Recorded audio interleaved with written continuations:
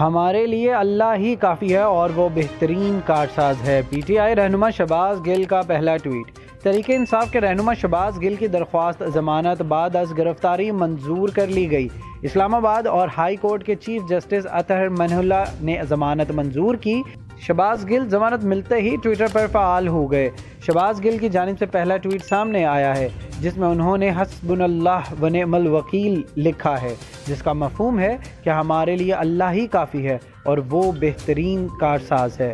خیال رہے کہ چیف جسٹس نے بغاوت کے مقدمے میں شہباز گل کو رہا کرنے کا حکم دے دیا۔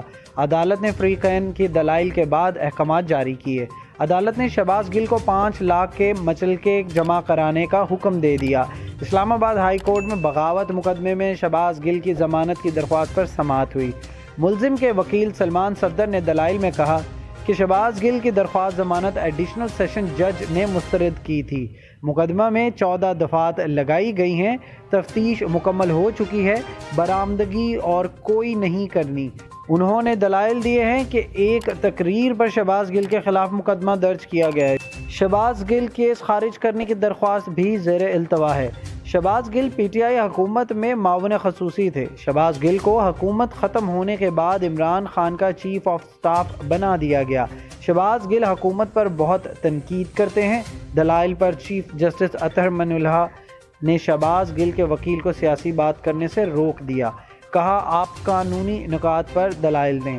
شہباز گل کے وکیل سلمان صفدر نے ایف آئی آر کا متن پڑھ کر سنایا۔ وکیل کا کہنا ہے کہ پورا کیس ایک تقریر کے ارد گرد گھومتا ہے۔ چیف جسٹس اطہر منہ اللہ نے استفسار کیا کہ کیا یہ ساری بات شہباز گل نے کہی تھی؟ کیا ان تمام باتوں کا کوئی جواز پیش کیا جا سکتا ہے؟